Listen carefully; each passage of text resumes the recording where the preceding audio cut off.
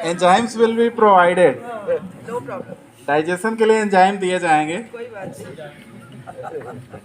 Biology वाला तो enzyme ही देगा ना। सभी को सुप्रभात। आवाज सुनाई दे रही है हमारी? सुनाई दे रही है?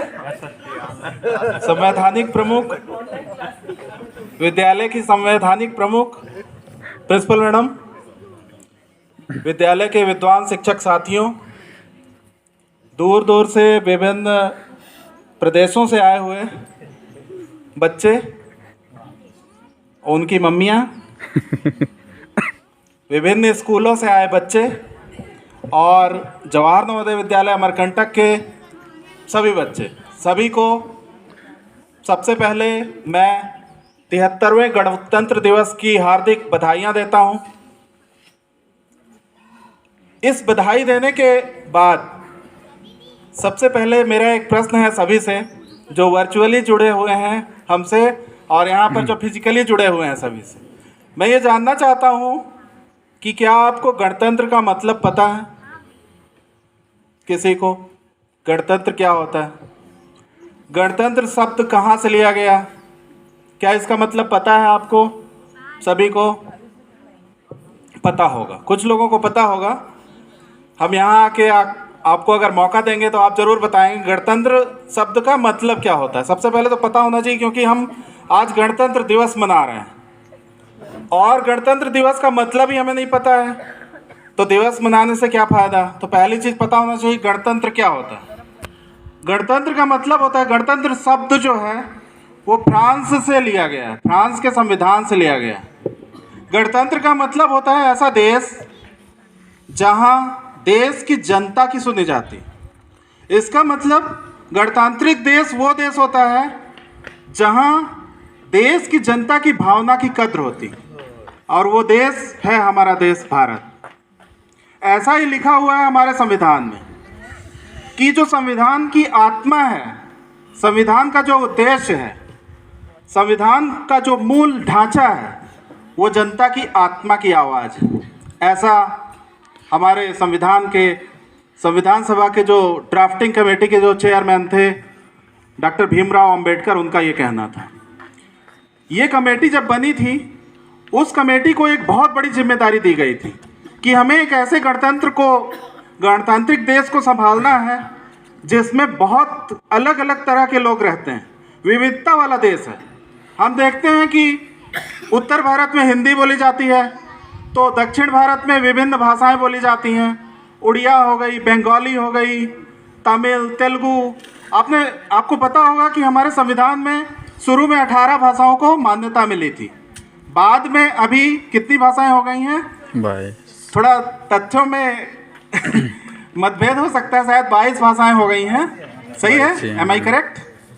तो 22 भाषाएं आजकल हो गई हैं जिनको मान्यता दी गई है। सोचिए 22 भाषाओं के देश को एक साथ लेकर चलना कितना कठिन होगा, कितना कठिन कार्य होगा। यहाँ हम 20-25 लोग रहते हैं, 20-25 लोग मानसिक रूप से और मत के रूप से अलग अलग हैं, सबके मत के भेद हैं, लेकिन फिर भी हम क्या करते हैं, अपने स्कूल की भलाई के लिए और स्कूल की उन्नति के लिए कार्य करते रहते हैं। तो सोचिए इतना बड़ा देश है, 135 करोड़ लोग हैं, उनको एक सूत्र में पिरोने की क्षमता किसमें है? संविधान में। किसमें है? संविधान में। भारत का संविधान। जब बात चलती है कि जनता की सुनी जाएगी तो जनता तो कुछ भी बोल देगी। जनता कहेगी कि मेरे लिए स्विमिंग पूल बनवा दो, जनता कहेगी मेरे लिए नौकरी दे दो, जनता कहेगी मुझे हर महीने 1 लाख रुपए दे दो फ्री में, जनता कहेगी मुझे राशन दो हर महीने बिना काम किए। जनता कुछ भी कह सकती है। तो जनता का सुनेंगे तो काम चल पाएगा? नहीं चल पाएगा। इसीलिए कहा गया संविधान में भी कि संविधान सर्वोच्च है, जनादेश नहीं। मतलब अगर पूरा देश एक साथ कह दे कि ये सही है लेकिन संविधान में वो नहीं है तो वो बात नहीं मानी जाएगी। यहाँ पर संविधान की सर्वोच्चता को स्वीकार किया गया है और ये देश के संविधान में ही है। भारत का जो संविधान है वो विश्व का ऐसा संविधान है जो बिल्कुल अद्वितीय संविधान है। ऐसा संविधान न कभी बना और शायद ही कभी ना बन पाएगा। क्योंकि ये संविधान एक देश का संविधान नहीं है, ये बहुत सारे देशों के संविधान को मिला के बनाया गया है। इस संविधान में जो मूल अधिकार होते हैं, मूल अधिकार जिनको आप जानते हैं, लोग अधिकारों की बहुत बात करते हैं कि ये मेरा अधिकार है, मौलिक अधिकार है। शिक्षा का अधिकार, समानता का अधिकार, स्वतंत्रता का अधिकार, शोषण के विरुद्ध अधिकार, और अभी हाल ही में कुछ दिनों पहले जुड़ा गया है क्या, शिक्षा का अधिकार। तो लोग अधिकारों की बात करते हैं, लेकिन यहाँ पर ये मानना है कि ये मूल अधिकार कहाँ से लिए गए हैं, किस देश के संविधान से लिए गए हैं। तो मैं ये बताना चाहता हूँ यहाँ से, मंच से, शायद हमारी बात का समर्थन करेंगे हमारे गांधीइज्म के जन्मदाता जो हैं इस विद्यालय में, वो समर्थन करेंगे। जो मूल अधिकार है वो अमेरिका के संविधान से लिया गया है, बिल ऑफ राइट्स। और जो मौलिक कर्तव्य आप जानते हैं, संविधान के साथ कर्तव्य जुड़े होते हैं, ऐसा हमारे महात्मा गांधी जी का कहना था, है ना, कि संविधान के साथ कर्तव्य भी जुड़े हुए हैं। तो ये जो कर्तव्य हैं, ये मौलिक कर्तव्य, ये लिए गए हैं ब्रिटेन के संविधान से। लेकिन कहा जाता है कि ब्रिटेन का संविधान लिखित ही नहीं, अलिखित है ना। तो शायद वहाँ की भावना से। और एक और बहुत महत्वपूर्ण बात है जो हमारे देश के संविधान में है, वो है नीति निर्देशक तत्व। मतलब एक कल्याणकारी राज्य की स्थापना का उद्देश्य होता है हमारी संविधान में। संविधान ये नहीं चाहता कि किसी का दिल दुखे, किसी को परेशानी हो, किसी को कष्ट हो। तो इसके लिए कल्याणकारी राज्य की स्थापना की जो घोषणा की गई है वो नीति निर्देशक तत्वों से ली गई है। और नीति निर्देशक तत्व कहाँ के लिए गए हैं, किस संविधान से, आयरलैंड के संविधान से। अभिषेक जी ने बिल्कुल सही बताया। तो यहाँ पर मेरा कहना ये था कि जब हम विभिन्न देशों के संविधान को लेते हैं, अच्छी अच्छी बातों को लेते हैं, तो वो काम इतना आसान नहीं होता। कोई भी कार्य आसान नहीं होता। क्या आसान होता है इतना बड़ा संविधान लिखना? आज की डेट में इतना टेक्नोलॉजी डेवलप हो गई है और हम कॉपी पेस्ट कर सकते हैं, फिर भी क्या इतना अच्छा संविधान लिख सकते हैं? नहीं।